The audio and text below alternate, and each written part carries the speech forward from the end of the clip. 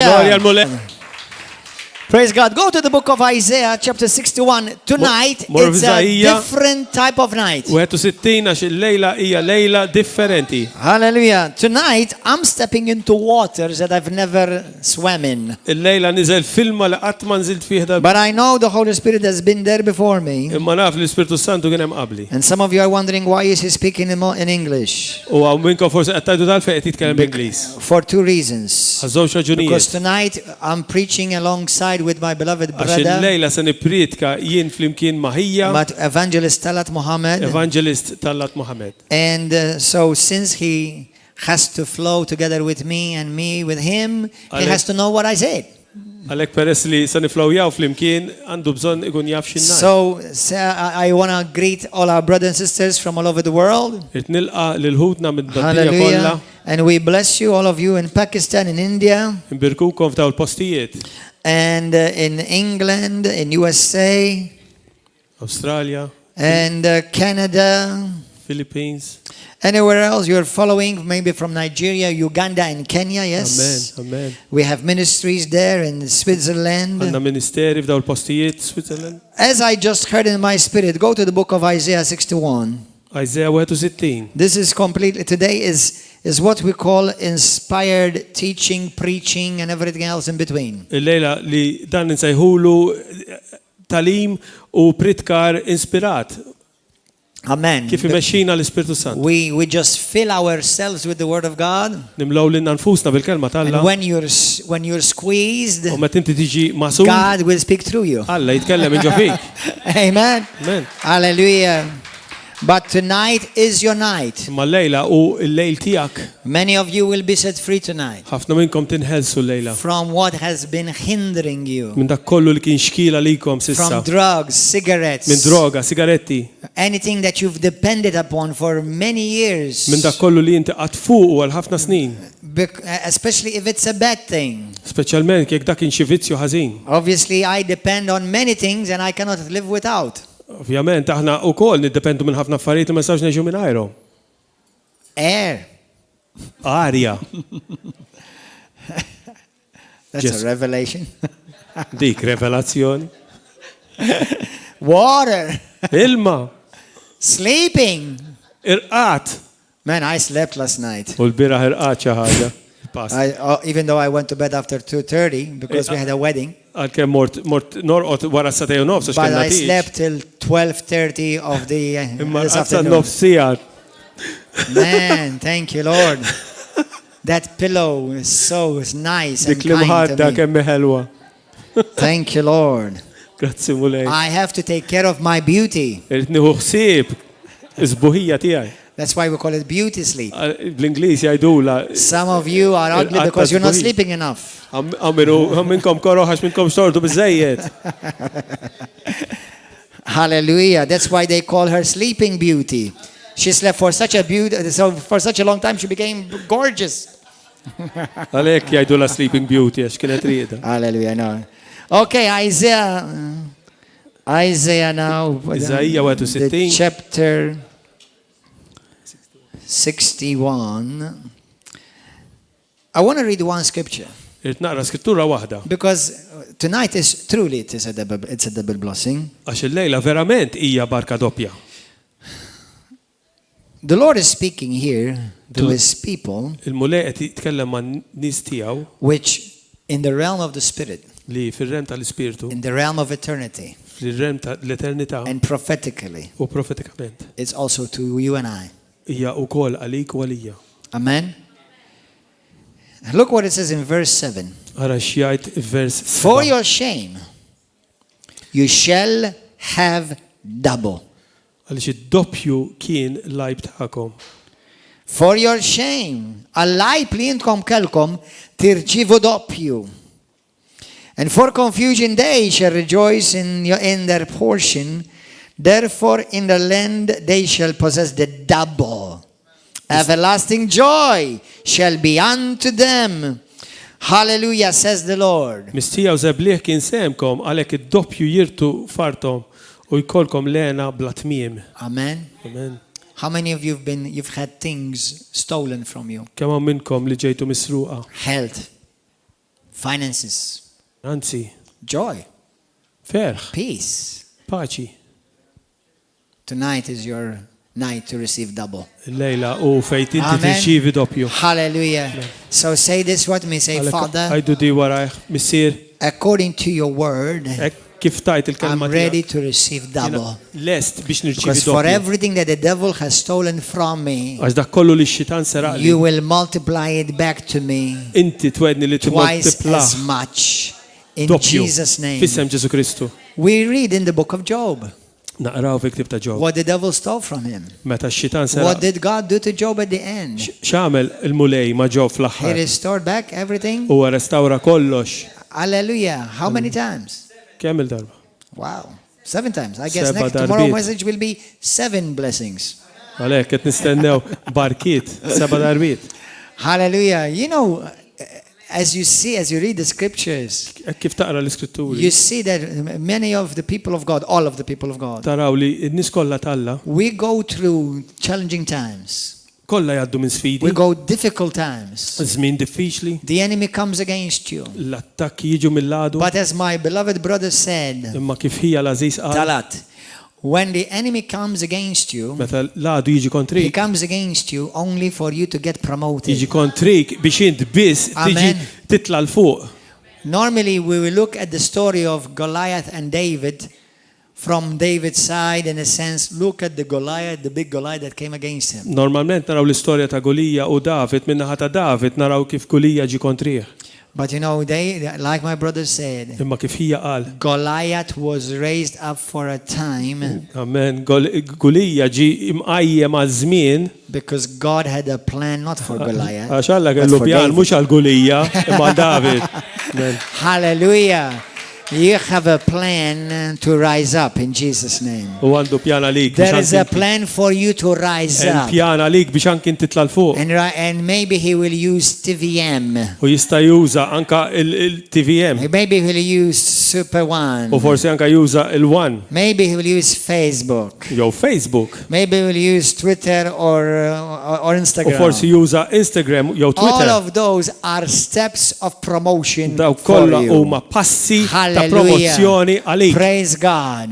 Faħru l-Mulek. Nothing the enemy can do against you Xejn li l-għadu jissema can keep you kontrik down. jista' jżommok Because l-isfel. the God on the inside of each one of you in Għax Alla li hemm Christ jgħix f'kull wieħed is so minnkom much bigger huwa tantu that the ikbar more you press him down, li iktar kemm the trossu higher is going up in iktar Jesus' jitla name. l-fuq f'isem Ġesu Kristu. Hallelujah.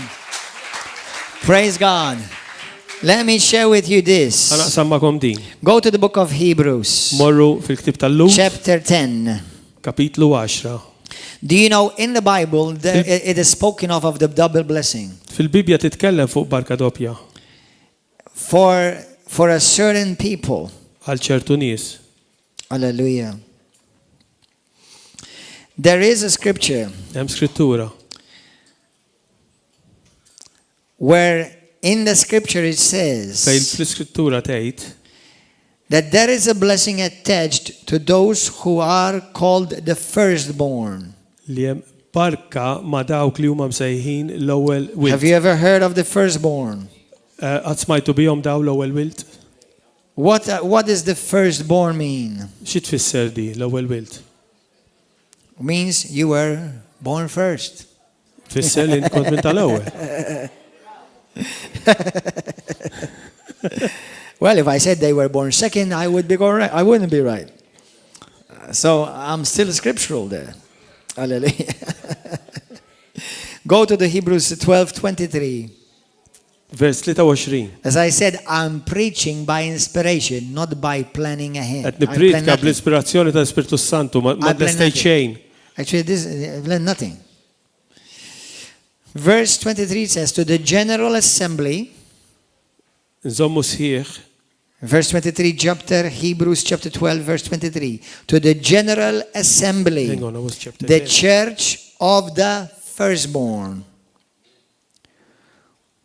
Lejn Watch il-ġemma notice. tal-uliet ewlenin li jisimhom u miktub Many fis-sema. people think that he is referring to Jesus there. Hawnhekk ħafna nies jaħsbu li huwa qed jirriferi għal Ġesu. Now, Jesus is the firstborn. Ġesu verament hu l-ewwel wild.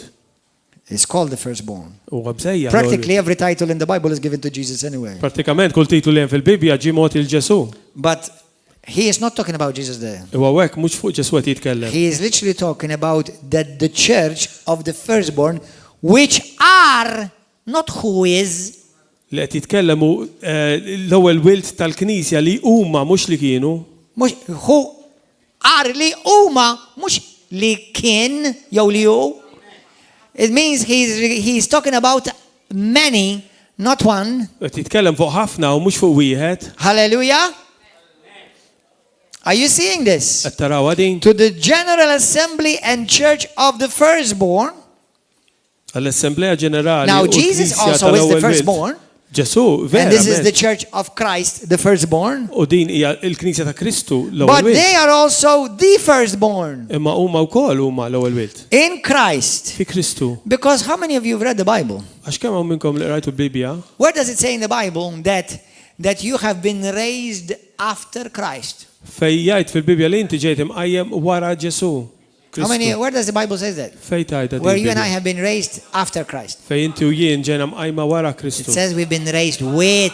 Il-Bibja tgħid li aħna ġejna mqajmin ma' Kristu.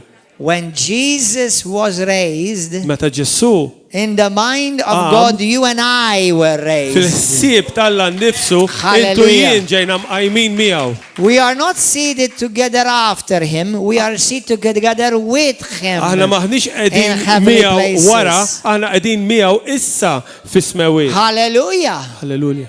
What me and you Intu jien have the same inheritance għandna l-istess wirt of Christ. ta' Kristu. We don't have a lesser inheritance. M'għandniex wirt inqas minnu. Romans 8:17. Romani 8:17. For you are heirs of God. Għax intkom wirrieta tal-la. You are heirs with Christ. Intkom wirrieta ma' Kristu. Everything that belongs to Jesus Dak kollu li hu ta' Ġesu belongs to you. u tiegħek. Nothing less. Xejn inqas. Jesus says, you no longer need to pray to me. You just ask the Father yourself. Ġesu jgħid li m'għandekx għalfejn ta' titlob lili, tista' titlob direttament il-Missier. Hello? Obviously, always through Christ. Ovvjament dejjem fi But Kristu these Ġesu. are blessings, Imma dawn huma barkiet, privileges, privileġġi that we can call them the double blessing. li aħna nistgħu nsejħulhom il-barka doppja. Amen? Amen. Well, I'm blessed because I'm Christian.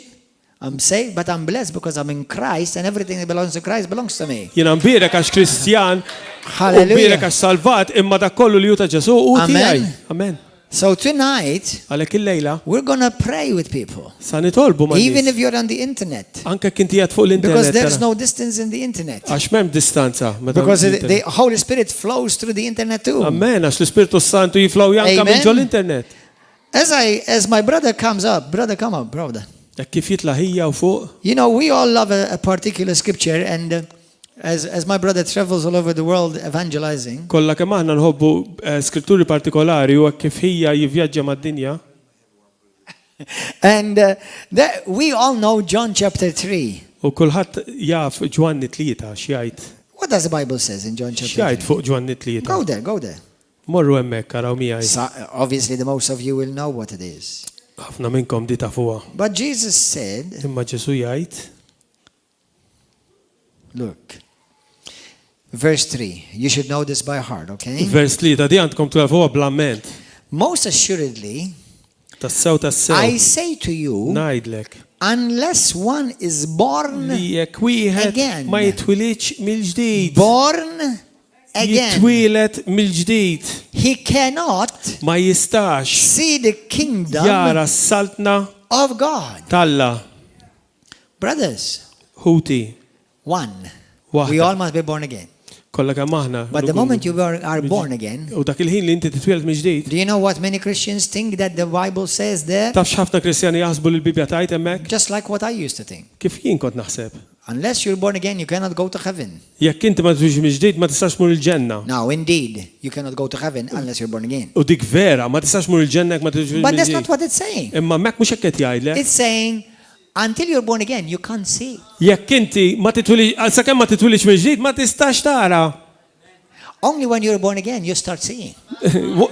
La darba tiġi mwilet minn ġdid tibda tara. Hallelujah. And Hallelujah. when you're born again, U meta inti you start seeing things that you've never seen before. tibda tara affarijiet li inti daw qatt ma rajt. Because now you start seeing the king reigning. Għax issa tibda tara r-re Hallelujah. jirrenja. Thank you, Lord. Amen. The kingdom, king dominion. Ir-re u d-dominju. Hallelujah. Kingdom bl-Ingliż. Ir-re u d-dominju.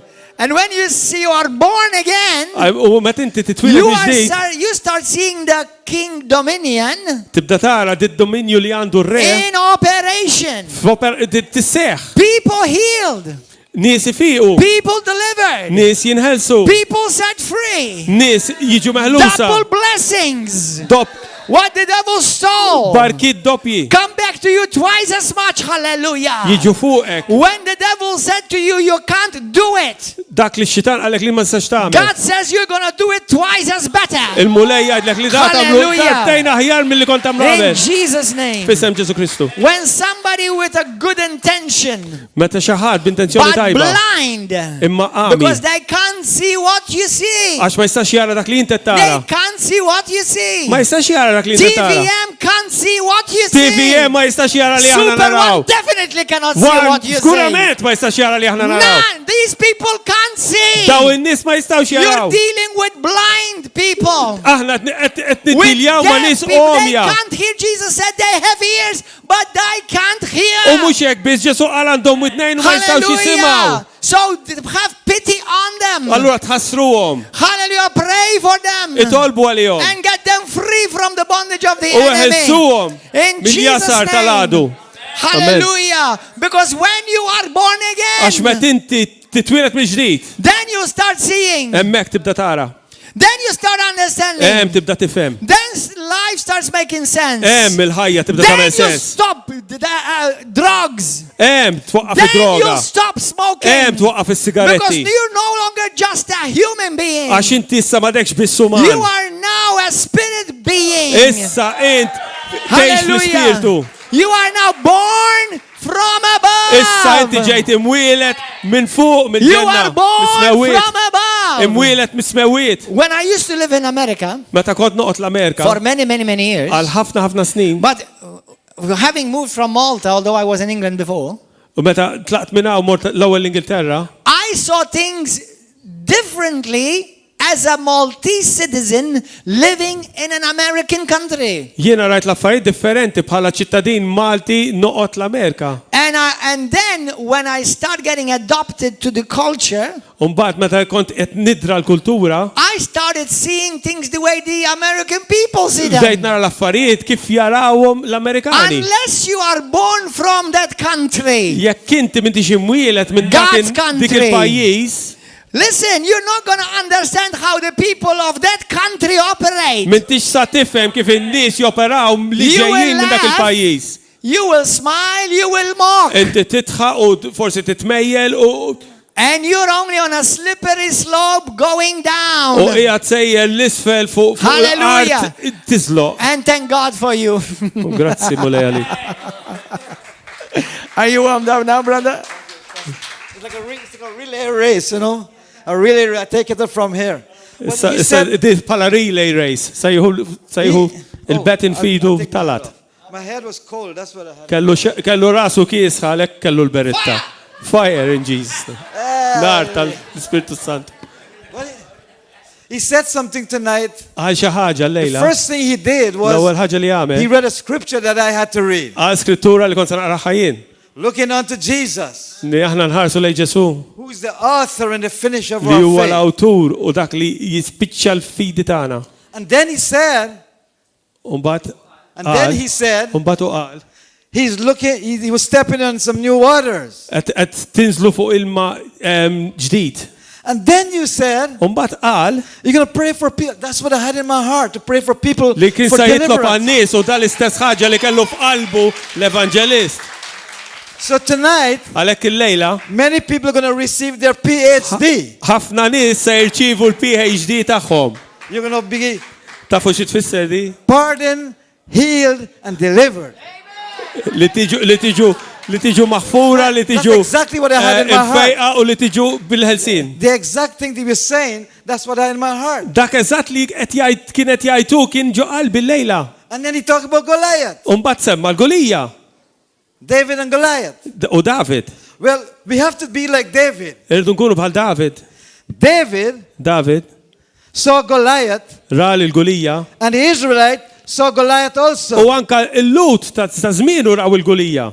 The Israelites saw Goliath L-Izraeliti raw il-Golija so big. raw enormi. And they said, we can't fight this man. U qalu da ma nistgħux nerbħulu. He's so big. Raw enormi. And David saw him U David raħ and said, he's so big, u qal mhux kbir. I can't miss him. Għal tantu kbir li ma nistax nimmisjaħ. Two perspectives. Żewġ differenti kif taħseb. One saw Goliath as a big problem, Wieħed ra l-Golija bħala problema kbira. but David saw him as a target. U David raħ bħala mira. David saw him as a challenge. David raħ bħala sfida. And tonight, U l-lejla many Goliaths in your life ħafna ġganti f'ħajjitkom. gonna Goliath. Bħal se jiġrilhom bħal Golija. Goliath, his name spells his destiny. Id-destin ta' Golija. His name spells his destiny in English. Bl-Ingliż ismu ifisser destin. Goliath. Golija. Tonight, Il-lejla they will come down, those Goliaths in our lives. daw kollha Golija f'ħajjitna. And then he talks Sayaqaw. about, man, everything you're saying, what was in my heart all day long. All day U dak long. kollu li inti bdejtajt passa kif Listen. qalbi il-ġurnata kollha. We did not talk all day. Aħna ma tkellimniex fuq sisa We nitkellmu. did not talk. We did not talk at all. That's Għas right. kellimtu l-lum xej. All day long I was with, where is he? Oh, there he is. I was with Carlos and Bridget all day long. Kien ma kopja minn hawn illum. And so we didn't talk. Asraħ il-passa ma And kellmux. yesterday I went walking, what's the brother? Kirk had me walking all around Camino Islands. Il-bira Markemuna ma kert. I mean, just wore me out. Just wore me out. I get tired. Għajjieħ. But Imma. I'm always ready to preach the gospel. Imma jena dejjem les biex nipritka l-Vangelu. Another thing he said, listen, I'm setting you up for when he comes back on again because we're going to go back and forth. San inqasmu jinu u għet nissetja il-pritka għalih nerġa. And then he began to talk about double portion. Umma bada jitkellem fuq il-porzjon doppju. I was thinking today about Elijah. U jena għet naħseb fuq Elija u Elizew. Elijah was going back to heaven. Elija kien sejjer lura l-ġenna. And Elijah tell Elisha, U Elizew. Elijah told you, if you see me, Elija għallu jek tarani. yeah, if Lill-Elizew jek you tarani. see me when I leave, Meta jien nitlaq. you're going to get double. I know you're going to get double. Tirċivi doppju. But this is a significance tonight. U dan is-signifikat il-lejla. If you can see us together, Jekk tistgħu tarawna flimkien. flowing as one, Isna wieħed. if you can see it, Jekk inti se if you tara. can let faith gets into your heart. Jekk inti għandek il-fidi Because f'qalbek. faith comes by hearing, U l-fidi tiġi billi tisma'. and hearing by the U word of tisma' God. il-kelma tal-Alla. And if you can see tonight, U jekk inti se tara if lejla. you can see your victory tonight, Jekk inti se tara l-vittorja if you can tiegħek see your il-lejla. healing tonight, Jekk inti se tara if you l-fejqan can tiegħek see your il-lejla. deliverance tonight, Jekk inti se tara if you can il-ħelsin see it tiegħek il-lejla. tonight, Jekk di tara you're gonna lejla. have it. Inti di tiegħek. you're going to have it. Tiegħek. Now Elijah went, Imma Elija telaq. and Elisha followed him everywhere. U Elija mar warajh. Everywhere Elijah went, Elijah followed. Kull fej mar Elizew mar warajh. And Elijah said, listen, wait right here. Elijah tell Elijah, wait for me here. U Elija għallu stennini għaw. I'm going to Bethel, Jina sejjer Bethel, the house of God. id-dar tal-Alla. Elijah said, no way, sir. No way. I'm coming. Elizew għallu le. You're not going to leave me. I'm coming behind Min you. tista titteħles minni, And jien he was miegħek. very, very close. U kien warajh, eżatt. Because he said, if you see me, Għaxek għallu jek tarani. you're going to get it. Amen. If you can see what you want tonight from God. Jekk inti se tara lejla dak li I trid want you minn to just mulej. close your eyes for a second. What's for a second? Iridkom Close talu your eyes. għajnejkom għal sekonda. And envision what you want tonight. U għamel viżjoni ta' dak li inti trid. You want deliverance. Jekk inti trid ħelsin. You want healing. Jekk trid You fejqan. want to deliver from bad habits. Jekk trid tiġi meħlus minn viċċi żina. If you can see it, Jekk di tista' tara. you can have it. Di tista' tkun tiegħek. So Elijah tell that to Elisha. Għalhekk Elija qal l-Eliżew. And Elijah followed him all the way. U Eliżew kien warajh kull fejn mar. Every place he went, he followed. Kull post li mar kien miegħu I can warajh. see it. I can see Elijah sleeping. Jien nista' nimmaġina Elija riqet. Elisha is sleeping, Elija riqet. and he's sleeping like this with one eye U closed. Eliżew reħdeħ bajna waħda miftuħa. If Elijah gonna leave, Jekk da sa jitla, he Elija. wants it. Iju jrid. And tonight you can miss it just by getting distracted. U lejla ta' inti tista' timmissjaħ billi ma jkollokx moħħok hemm. Don't watch Facebook now. Take Facebook later. I did Facebook. Issa this mhux morning. jien Facebook, Okay. issa dak araħ wara. The first thing I do every morning L-ewwel ħaġa li nagħmel filgħodu before I start my day, qabel nibda l-ġurnata I tiegħi do Facebook. You know that. nagħmel Facebook. I'm a Facebook junkie. That's the first thing I do. Jiena dan nħobbu l-Facebook nħobbu u l-ewwel ħaġa li nagħmel niftaħ And Facebook. that's what you should do every day also. First thing. U First anke thing. idkom l-ewwel ħaġa Right? li tkom tagħmlu. You don't agree with me? No? She doesn't agree with me. Okay. Your face in the book. Għandek wiċċek fil-ktieb u mhux fuq Facebook qed The first jitkellem. thing you should do, get your face in the book. L-ewwel ħaġa li għandek tagħmel itfa' wiċċek fuq il-ktieb. Now that's real Facebook. Dak Facebook. But tonight, if you can see, Imma l-lejla kien tista' if tara. you can see yourself, Jekk tista' tara lilek innifsek. the woman with the issue of blood, Dik il-mara bil-kwistjoni tad-dem she was going home to die. kienet sejra biex tmut id-dar. 12 years. 12 sena. She suffered. 12 years. Sofrit. 12 sena. She's going home to die. Sejra d-dar biex But tmut. then she heard Umbat semat there's a man called Jesus. li hemm dak li jismu He's healing Ġesu. the sick. He's casting out devil. Da qed ikeċċi xjaten. I'm going to go see him. Sejra biex naraħ. And she got there. U waslet hemm. And there was the press. The press. The media. U kien hemm il-medja. They were surrounding. Kien imdawwar Ġesu. They were blocking her. Bdaw jibblukjaw ma setax But tgħaddi. she was determined. Immi kellha She came determinazzjoni. for a purpose. Ġiet għall-għan. My brother, my sister, Ħuti. if you're here tonight, Jekk inti qed hawn you il-lejla. come for something. Inti hawn ġejt għal xi I ħaġa. guarantee you, Jien you garantilek will not leave li inti minn hawn ma this titlax place empty. tal-post vojt. You're going to get what you come for. Inti tieħu dak li Because inti ġejt tonight għalih. we're flowing together. As we flow together, Hekk kif aħna niflowjaw flimkien, that's everything he said. I was with it. dak kollu li juqal jiena miegħu qiegħed. And tonight, as we flow together, U hekk il-lejla kif aħna niflowjaw your part flimkien. is to see it. To see it. See it. Inti di għandek tara. And this woman came to Jesus. This woman U li came li hawn to hija minix Jesus. nisimgħu. This woman came to Jesus. Dil-mara ġiet fuq Ġesu She couldn't get to him. u waslet ideħ. She couldn't touch him I ridet missu. because there was a lot of people. Kien hemm ħafna nies. But she said something before she went. Imma i qalet xi ħaġa qabel marret. She said to herself, I qalet lilha nnifisha. she said to herself, I qalet lilha nnifisha. she began to plan her victory. I bdiet tippjana l-vittorja tagħha. She saw her victory. I rat il-vittorja She tagħha. said, I qalet if I could jekk jiena nista' but touch him, immissu I'll be made whole. jiena niġi She magħmula saw it. sħiħa. She saw Rata it. di, rata di. She came with her past Ġiet bil-passat tagħha to the God of the present għal dak il-mulejt who can take care tal-mument of her future. li jista' joħsib il-futur tagħha. And if you can see yourself tonight, U jekk inti tista' tara lilek innifsek whatever you il-lejla. come for, Jiġi minn fejn tiġi. you will not go home Inti ma tmurx id-dar disappointed. disappuntat. Tonight is your night. Il-lejla u l-lejl Because tiegħek. when he was talking about that was in my heart. Għaxu meta il-pasta meta kienet titkellem fuq We dar need kien to pray for f'qalbi. deliverance, Għandna bżonn nitolbu għal ħelsien, especially from habits. speċjalment minn vizzi ħżina. Tonight God will break those Il-lejla powers, san kissruhom dawn, those bad habits. dawk il-vizzi ħżina. This is your night. Daw lejl tiegħek Begin to see it. li inti tista' tara. If you can see it, Jekk inti tista' tara you can da, have it. da tista' jkun tiegħek. How many will agree with me? Kemm hawn minnkom You get taqblu ready to miegħi? come. How many will agree with me Kemm hawn minnkom taqblu miegħi? that you agree with me for what? Man, these people are hot. They're hot. Ġew min qed jaqbel miegħu laqas jaf sajaj. You guys are hot. Intkom bin-nar, You're hotter than chili pepper. intkom iktar taħarqu miċ-Chilis. I said, how many agree with me? What are you agreeing about?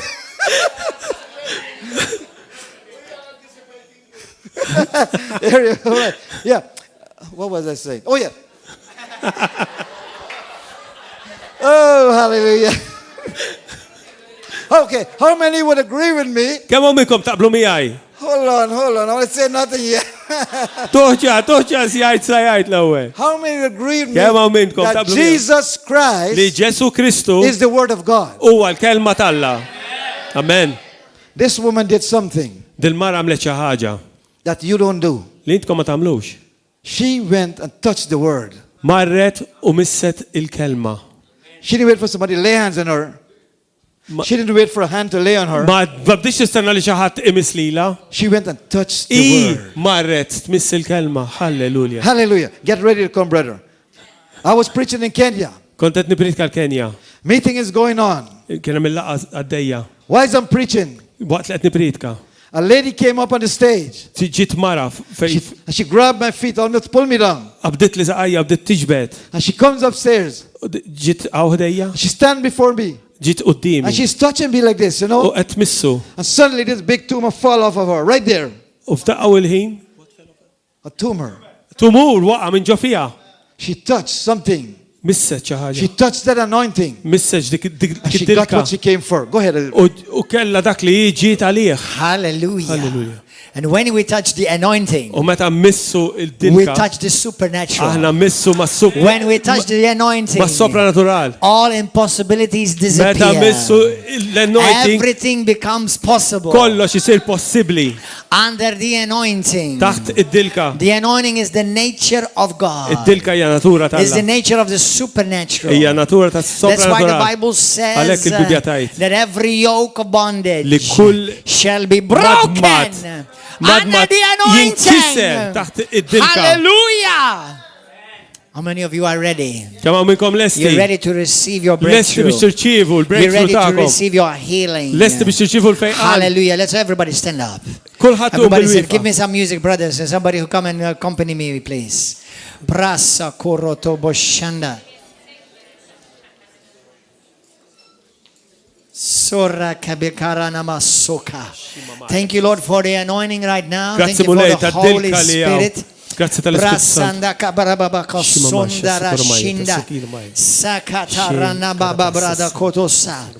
Where the Spirit of the Lord Fej is, l-Ispiritu tal-la u there is liberty. libertà.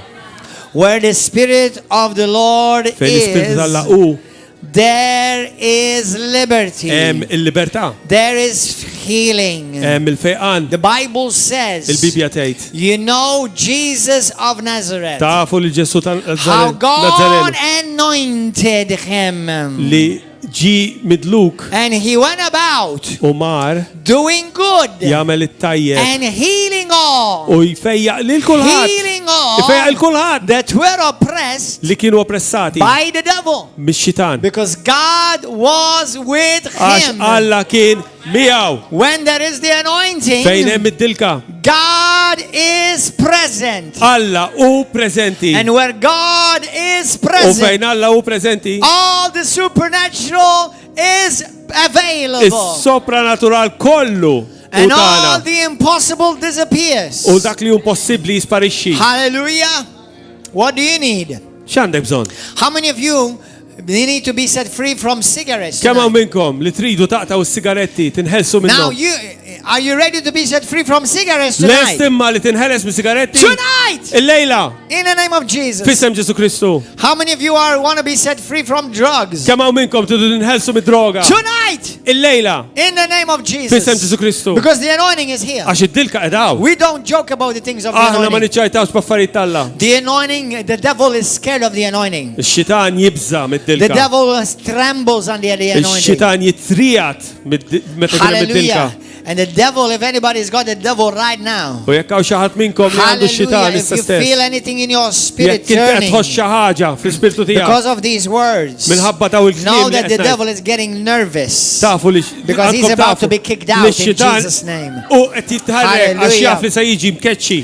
Hallelujah. Even if you're sensing like migraines and really, really hard headaches, Forsi għandek xi migrana jew ġieħ ta' ras kbira. sometimes they are like the enemy oppressing you is his last stronghold before he lets go. Amen. Xi kultant ix-xitan qed joppressaka xi jaf li se jiġi mkeċċi. Xema ma. Hallelujah. Somebody here tonight, you need to give your life to Jesus. Aw xi wħud il-lejla u għandkom bżonn tagħtu ħajjitkom il-Ġesu.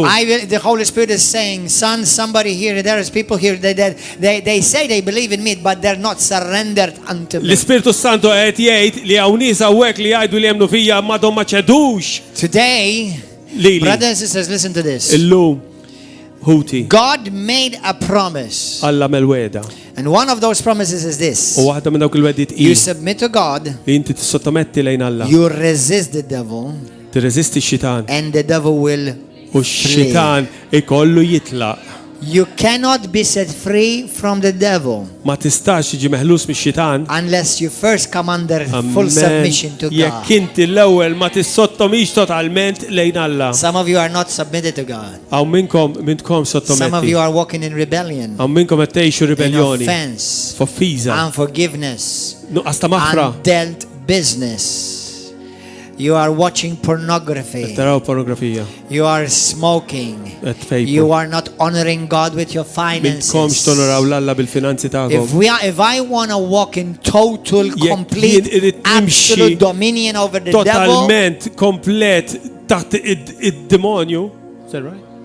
Taħt jekk id-dominju. trid tkun verament timxi kompletament ħieles minn taħt id-dominju, minn taħt l-influenza u minn taħt il-qawwa tad-demonju, you have to come totally, completely and fully under God. Bil-fors, jekk tittamel dan tiġi kompletament taħt Alla nnifsu. Otherwise you're going to continue to be vexed, Għax bothered. inkella insa bajdejqek da. The Bible says in the church of the early church, the only type of church that Jesus built, by the way. Il-Bibja tajt li l-ewwel knisja, dik il-knisja li Ġesu biss bena. If you want to see what the church looked like, go and read Acts chapter 1 through 5. Jekk tridu taraw kif il-knisja għandha tkun morru waraw atti minn wieħed sa And if you want ħamsa. to experience that type of church, come to River of Love. Amen. Jekk trid tesperjenza dik it-tip ta' Hallelujah. knisja, ejja River of Love. It's the truth. Dik il-verità. Jesus did not build antique museums Ġesu ma benixxi mużewijiet tal-antikità. or churches that say the devil is not true, or the Holy Spirit or God does not heal anymore. Jew knejjes li jgħidu li x-xitan mhux vera, jew l-Ispirtu Santu m'għadux magħna, jew li l-fejqan m'għadux magħna. You should run. If you read your Bible and you believe it, you should run from those Amen. churches. Jekk inti taqra l-Bibja u temmen xemm miktub, inti taħrab minn dawk il-knejjes. Anyway, but if you are here tonight and you say to me, Pastor, Imma kinti jataw I want il-lejla to give my life to u tajt li Jesus, pastor jiena rrid nagħti ħajti lil I Ġesu. have not been serious with God. Jiena ma kontx ta' vera malla. And God knows it, U Alla jafa, I know it, jien nafa, and the devil knows it. u x-xitan jafa wkoll. Now, mama may not know it. Sabu għaw forsi Husband may not know it. il-raġel tiegħek il-mar Wife tiegħek may ma not know jafuwix. it. But the devil does know it. Imma x-xitan di jafa. How many of you are ready to surrender your life to Christ Kemm tonight? minnkom lesti biex iċċedu ħajjitkom lejn So Ġesu that you Kristu. will walk in your full dominion Biex over intkom the devil. timxu kompletament Lift up your fid-dominju hand. tagħkom. If you want to give your life and surrender it totally to Ollu Jesus. jdejkom jekk intkom tidu Lift ċedu up your totalment hands. lejn Ġesu. There are many hands being lifted up tonight. Għaw ħafna tollu Listen, jdejhom. I want you to make a decision in your heart. Irid tagħmel deċiżjoni f'qalbek, iridek Don't tagħmel come tomorrow tiġi xada. and pray this type of prayer again. U terġa' tgħid it-talba, If you're terġa' going to tgħidha. pray it today, Jekk inti tista' titlob llum, tomorrow, it's another message. għada hu messaġġ differenti. Completely different message. Messaġġ kompletament And differenti. the Holy Spirit will speak differently from today. U l-Ispirtu Santu se jitkellem differenti milli jitkellem illum. So what you're about today to do, what you're Għallek about to do today, intkom li se tagħmlu il-lejla, this decision di deċiżjoni is going to take you into eternity in sa heaven. tieħdok f'eternità fis-smewiet Are you ready? fil-ġenna. How many of you are ready to surrender your Kemm life hawn to minnkom Christ? lesti biex iċċedu Lift ħajjitkom up lejn your Ġesu. hand. Run to the altar right now. Run, run, U run, run to the altar. Run quickly, run to the Iġru daw altar. kollha li lesti Run li għatu to the ħajjithom altar il-Ġesu. quickly. Those of you already surrendering your life, run to the altar Daw right now. kollha li tridu In ċċedu Jesus' ħajjitkom lejn name. Ġesu ejjew Right quddiem now. issa stess. Shabarana kamana broko sundarabasa. I hear in my spirit somebody's got tarot cards. Fil-spirtu tiegħi nisma' li hawn xaw minnkom li għandkom il-cards ta' Shorty. shorty. You have somebody's got a pack of tarot cards in your room. Għaw minnkom qed ħoss il-pastor fil-spirtu tiegħu li għandkom daw il-cards ta' And you're shorty keeping it fil-kamra tiegħek. as an arts item. U qed iżomma bħala xi ħaġa tal-arti. You need to burn it. Di hemm bżonn li inti taħraqha. Sombaraka lama. Pray in the Holy Ghost, everybody. Those who pray in the Holy Tolbu, Spirit. tolbu fl-Spiritu Prayer Santu. altar team, come behind. Shandarabakata rabasa. Koro dabasa. Those of you, you are ready to surrender your life to Jesus Christ tonight. Dawk minnkom li tiċċedu ħajjitkom lejn Ġesu And Kristu you want to lesti. mean business with Jesus. U dan qed tagħmluh ta' vera. And you mean business with the devil too. U dan qed tagħmluh ta' vera wkoll So that he max-xitan. will no longer have any hold over your life. Biex hu ma jkollux iktar x'jaqbad f'ħajtek. Some of you, there's somebody who's been having thoughts of suicide. Who is that person? Hawn xi ħadd Suicidal kellu ħsibijiet ta' thoughts. suwiċidju Who minnu is da. that person? You've been having thoughts of Minu da. suicide. The Lord, Ħsibijiet ta' that's a suwiċidju. demon whispering in your ears. Dak huwa xitan That's a demon. qed ifesfes fudnejk. The Lord wants to set you free. Il-muler jeħelsek. Shabarakalamadabrokodosa. And I see another person. You've been hurting yourself. U qed nara uħud ukoll li You've qed been hurting yourself. tweġġaw lilkom infuskom. Like literally, like with something that cuts. Letteralment xi ħaġa li taqta'. If that person is you, come right now. Come Jekk right. dan u int itlaw fuq issa stess, tirċivi t-tal. Korashina babraba sondo kurasa. Kora dabash. I also see U kolna qed nara somebody that you've been abused when you were a child. xi ħadd minnkom li kien Now there's abbużat, somebody specific. Someone is specific. Somebody specific xi with ħadd this. speċifikament. You've been abused as a Inti child. ġejt abbużat meta kont għadek tfajjel jew tfajla Korashatama. tifla The żgħira. Lord wants to set you free. Il-muler jeħelsek. You've been tormented. Inti tiġi If that tormentat. person come right now, I'm not going to ask you to lift up Dik your hand. il-persuna mhix qed ngħidlek biex tolli jdejk, qed Come ngħidlek right biex now. titla t-tal. Come right now. Thank you, Holy Ghost. Ejja. Today Grazzi. is your day, sister. Illum il-ġurnata tiegħek Today is oħti. your day, brother. Oħt hija Today is the llum. day of double blessing. Illum hu ħadjum Hallelujah. tal-barkiet doppji, halleluja. Now, for all of you on YouTube, Daw kollha minnkom fuq YouTube. give me this camera. Listen, sometimes we do jokes here, but Kul- right now it's no joking. Kultant aħna niċċajtawa u ma bħalissa maħniex niċċajtawa. Right now the anointing here is very powerful. Bħalissa d-dilka għawek hija ta' qawwa The kbira. presence of God is very tangible. Il-preżentanza Alla hija tangibbli mens. And some of you could not come to church tonight. U minnkom li l-lejla ma sajtux tiġu. You may be in a different country. You can't be here physically. Forsi qegħdin f'nazzjoni ieħor, ma But let me tistax tell you tkunu something. hawn. There's no distance in the spirit. M'hemmx distanza And fl-ispirtu. there's no spirit. There's distance in the faith. M'hemmx distanza So if fil-fidi. you want to receive Christ Għalhekk tonight, jekk inti tiġi fil-Kristu I Ġesu see illum someone here on illejla, YouTube qed nara xi ħadd and fuq on YouTube. Facebook. You're seeing this online. Jew fuq Facebook qed I nara din see online. chains falling off of you. Qed nara ktajjen jaqgħu minn I see fuqek. chains falling off Qed of naraw you. ktajjen jaqgħu minn You're fuqek. feeling the presence of God over your Qed life. tħoss il-preżenza tal-Alla fuq Say ħajtek. this with me right now. Għajdu di mija jissa Every one stess. of you, you're ready to surrender your life to Christ. Say Daw this with me kollha li right lesti now. ċedu ħajjithom lejn Ġesu If jgħidu you're di ready to mal-pastor. surrender your life to Jesus, say Jekk this with inti me right now. lest li ċedi ħajtek lejn Ġesu Say għajdi it right mal-pastor. now. Għajduha From your f'fomkom. heart, Minn qalbkom. with your mouth, Bħal hekk. say it. Għajdu. Say, Lord Jesus. Say it with your mouth. Mulej Ġesu. Lord Jesus, save me. I Salvani. need you, Lord. Għandi bżonnok mulej. I need you, Għandi Jesus. bżonnok Ġesu. Today, Illum I want to receive my double blessing, irrid nirċivi il-barka my tiegħi double doppja. portion, Il-porzjon doppju my tiegħi. healing, Il-fejqan my tiegħi. deliverance, Il-ħelsin tiegħi. my PhD, Il-PhD tiegħi. pardoned, healed, and delivered. Ħajda. Jesus, Ġesu, come into my life. ejja f'ħajti. Sit on the throne Oqgħod inti fuq it-tron of my life. ta' ħajti. And from now on, U minn issa l-qoddim I say no to you, devil. ngħidlek le xitan. Every demon of addiction, Ta' kull demonju, every Ta' vizi. demon of lust, ta' kull demonju every demon ta' of ħsibijiet drugs, sessuali, ta' kull demonju ta' droga. every demon of unforgiveness and Kull resentment, demonju ta' nuqqas ta' maħfra. every demon of abuse that you came into my life through abuse. Kull demonju ta' mbrar u ta' abbuż li ġi f'ħajti. Right now, Issa stess. I break your hold Inkisser off of my life il-qabda li inti għandek fuq ħajti. Itlaq. in Jesus' name. Fissem Ġesu Kristu. I say to every curse, Jiena ngħid għal kull saħta. every generational curse, Kull saħta tal-ġenerazzjonijiet. every curse that was inflicted by somebody else over me, Kull saħta li ġiet fuqi minħabba xi ħadd ieħor.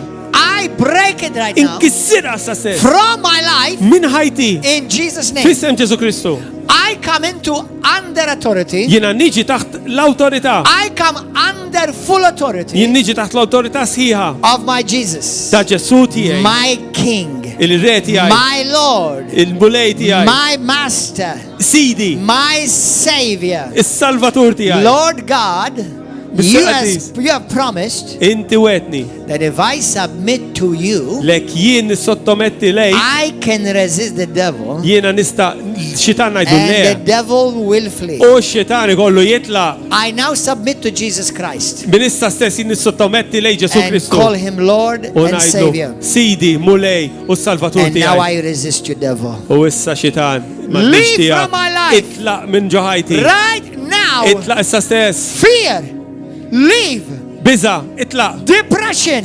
Depressjoni, itlaq. suicidal thoughts, Ħsibijiet ta' suwiċidju, Leave. itlaq. demons of lust, Demoni ta' ħsibijiet sessuali. demons of sexual perversion, Spirti ta' sessualment perverzjoni.